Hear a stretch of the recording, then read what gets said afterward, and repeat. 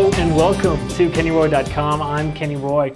This is the Ask Videomail for the week of January 14th, 2013. Welcome to the site to you new members, and welcome back to the old members. The Ask Videomail, don't forget, is your chance to get your question in character animation or performance answered in a video just like this one, but I need your question if I'm going to answer it, so please send your questions to webmaster@kennyroy.com. I go through all the questions and I answer the ones that I think will help the most people. There's no such thing as a stupid question, and it is, of course, the best way to get the most out of this site. Whew. Man, I keep on saying that I'm going to have like a contest for people to like memorize that, and like whoever does it the best will get something like really big. I've never gone through it though. I think it's time to do it.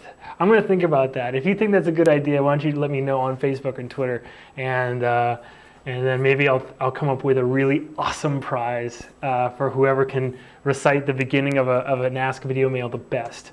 I think that'd be really funny. Maybe a copy of How to Cheat in Maya 2013. That'd be fun, right? All right. Keep an eye on the site. I'm probably going to announce something like that.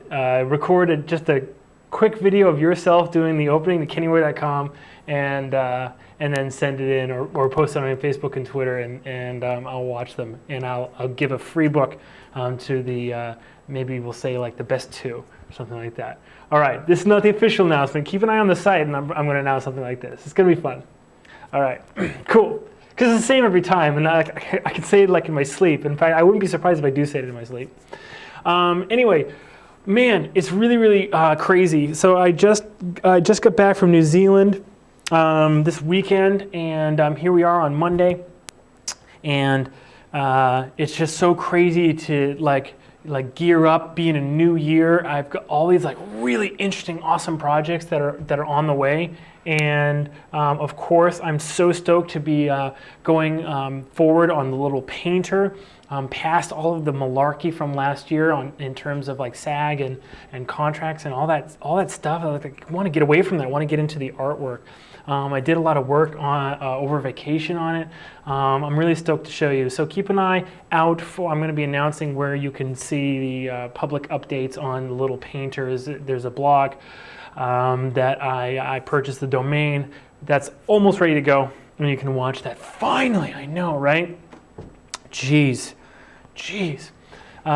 Anyway, I am looking forward to a great 2013, and one thing that's starting to happen for me is that I'm getting a lot of offers from different places to do a little bit more specific training. If you work for a company that you think would enjoy maybe just like an afternoon workshop, let me know. Send me an email, and you'd be surprised. I really am excited to go out and meet people and do these little workshops. So if it's a company, or maybe even a school, anywhere you are, you want me to come to you and demo some animation and whatever, I'm really excited to do that. I want to do a lot more of that in 2013. It's really fun for me. I love to get out, meet people, see new places. Let's meet. Let's do that. So let's commit to that and make it a really awesome training year. And hopefully, if your New Year's resolution is to be awesome in animation, I can come and help you make that happen. A lot to look forward to, though, already on the books. There's obviously Animalia 2013. I think this is going to be the first year I get a booth at SIGGRAPH. Wouldn't that be crazy? Wouldn't that be nuts? Man, I always told myself that would be when Arconics really makes it. It's not quite that big, but I think I'm going to get a booth, at least in the recruiting area, the job fair. We'll see. Anyway, just things are going really great, and there's going to be plenty of chances for you to get free stuff here on KennyRoy.com. But please go through like the list of things, if you haven't already, that you need to do when you sign up on this site. Watch all the content. I don't want you to miss anything before it's archived. Sign up as an affiliate. Refer your friends. Get free time on the site. Every single friend you refer. Just really take advantage, because that's what you really need to do. You need to dive in and take it super seriously if you're going to get ahead. As time goes by, I mean, even when I started this site in 2010, even in that much time, that short a time, it's gotten even more competitive and so cutthroat, and the competition is so good in animation. If you want to get ahead, you got to do extra. So really dive in, make yourself part of this community, make yourself a part of this site, tell your friends, and I appreciate it. And then I'll work hard for you. I'll make sure everybody is getting what they need, okay? Is that a deal? Shake on it. Good. All right.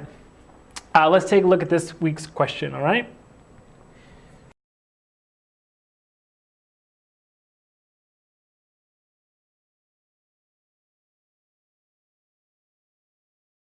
All right, really good question.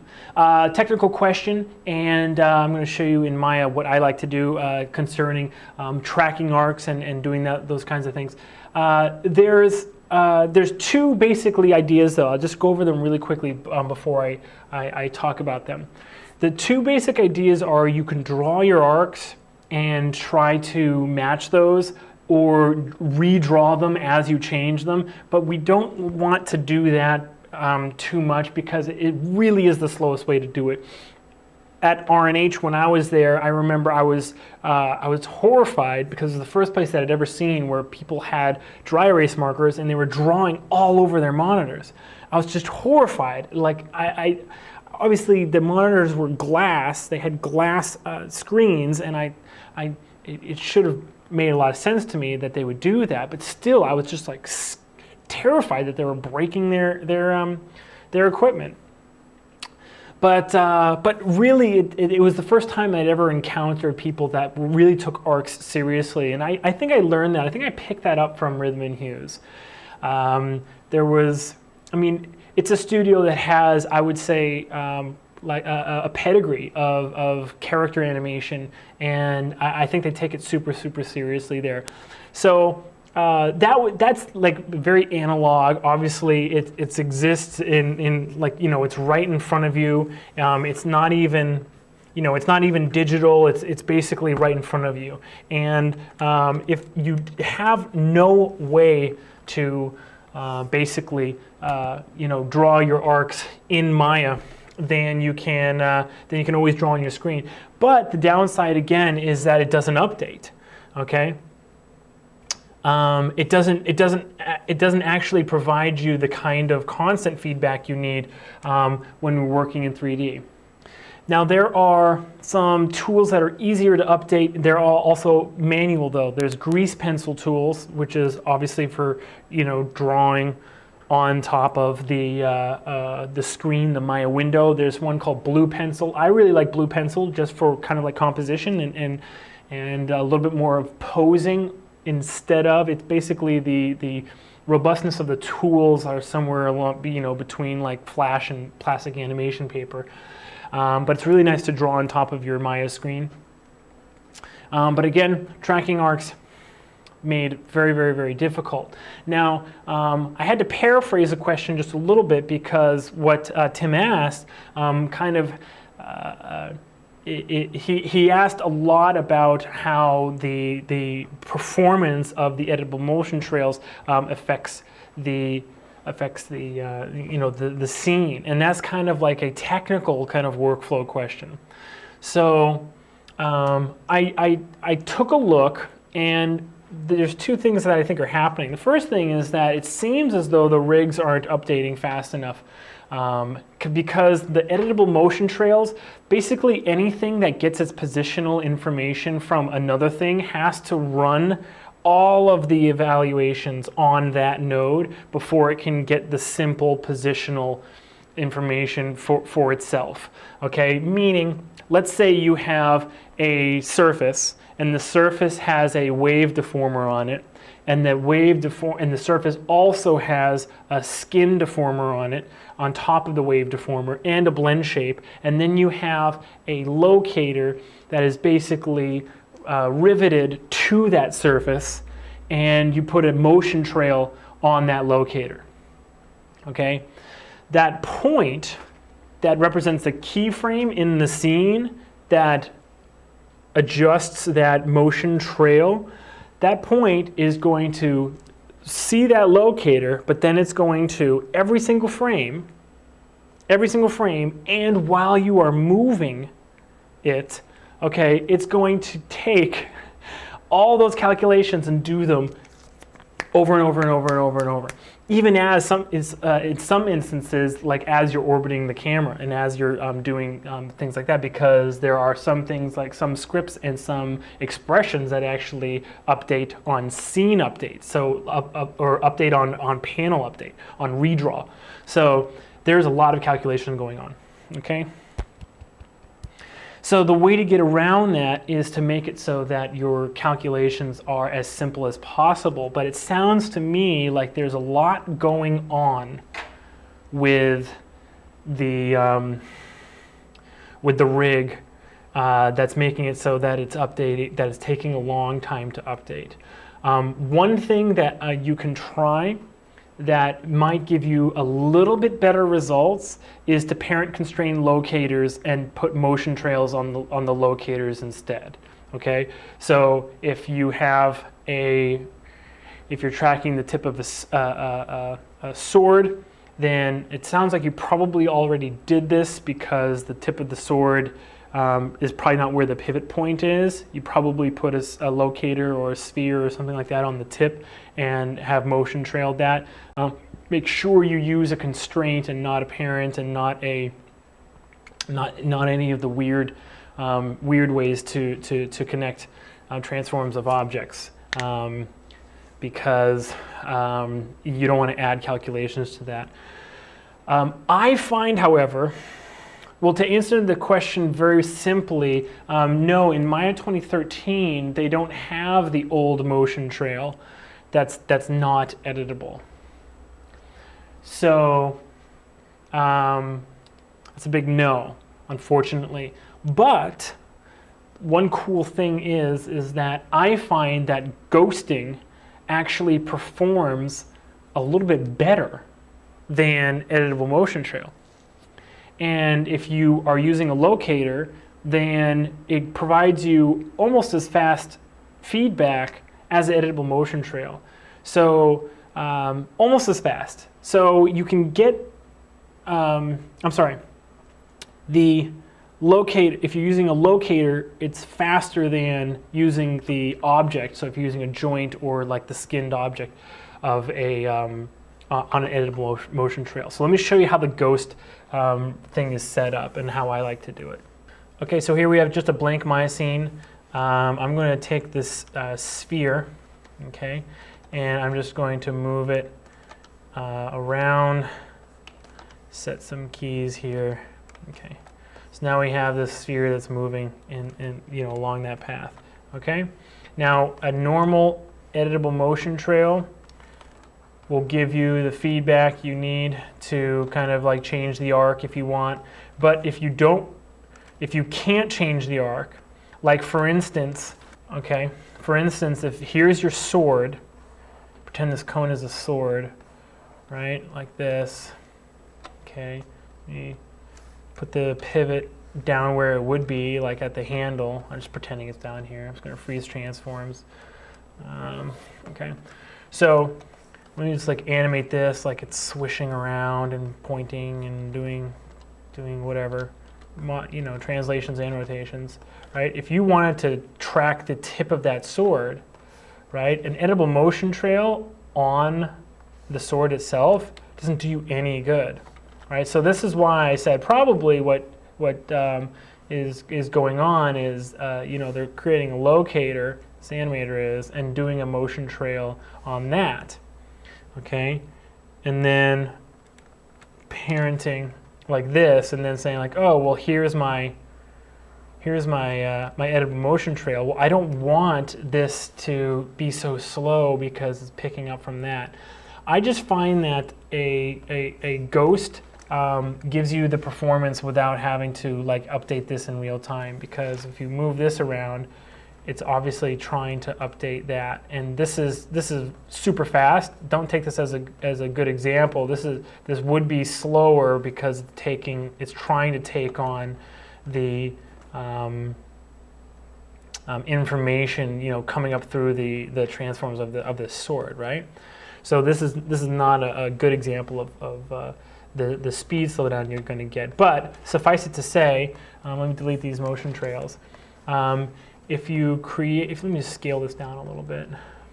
Okay, freeze transforms. Okay, actually when you freeze transforms on a locator, it restores the scale. It actually doesn't bake in the scale, which I always thought was weird. I don't know why that works.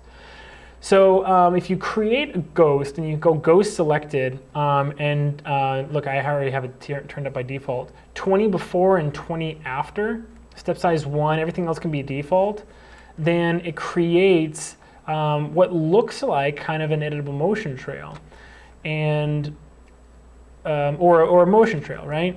And so this is decent because you can still see the arc, and you can still kind of like get stuff done. Now it shades it blue and sort of orange, blue before and orange after in terms of frames, which is also nice. You can change that by going to settings, preferences, colors, and then in ghost, you can change the ghost color. It has to be one of the Maya default swatches, but if you change the before to something really deep or dark like that, let me find something better. Yeah, like that, and the after to something very bright like yellow. I like to see that contrast. It's a little bit easier for me to see, and it obviously fades kind of like to white the further it gets away. Anyway, so now you have something, and this will update, but it's not constantly updating it. It actually updates the ghost after you let go. And this is, for me, this is just as good feedback in terms of arcs as an editable motion trail. Okay, I find that this gives me pretty much everything I need in terms of arcs. Let's make this not as wide.